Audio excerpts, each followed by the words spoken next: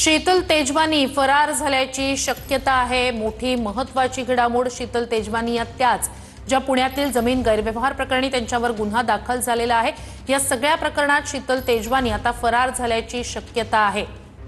त्यांच्यावर गुन्हा दाखल झालेला आहे। अधिक या सगळ्या संदर्भात जाणून घेऊया आपले प्रतिनिधी प्रदीप कापसे यांच्याकडून। प्रदीप, गुन्हा दाखल आणि आता माहिती समोर येते फरार झाल्याची शक्यता, अधिकची काय अपडेट आहे?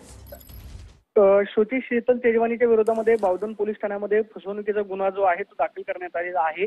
मुंडवा जमीन गैरव्यवहार प्रकरणामध्ये पॉवर ऑफ अटॉर्नी जी आहे ती शीतल तेजवानी हिच्याकडे होती। या संदर्भामध्ये तिच्यावरती गुन्हा जो आहे तो दाखल झालेला आहे। मात्र तिचा 2 दिवसांपासून फोन जो आहे तो बंद येतोय। तिच्या राहणाऱ्या वास्तव्यास असणाऱ्या पत्त्यावरती बावधन पोलिसांनी सुद्धा चौकशी केली, मात्र त्या सुद्धा त्या पत्त्यावरती आढळून आलेली नाही।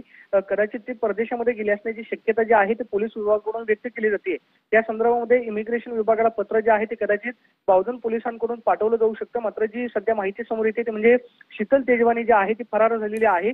शीतल तेजवानी त्याचबरोबर दिग्विजय पाटील आणि रवींद्र तारू या 3 जणांवरती मुंडव्यातल्या जमीन गैरव्यवहार प्रकरणामध्ये गुन्हे जे आहेत ते दाखल करण्यात आलेले होते। मात्र या सगळ्यांचा शोध जो आहे तो सध्या बावधन पोलिसांकडून घेतला जातोय। वेगवेगळी पथकं जी आहेत त्या सुद्धा नेमणूक करण्यात आलेली आहे। मात्र जी माहिती मिळते शीतल तेजवानी जी आहे ती परदेशामध्ये फरार झाली असण्याची शक्यता आहे। बावधन पोलिसांकडून या सगळ्या प्रकरणाचा तपास जो आहे तो केला जातोय।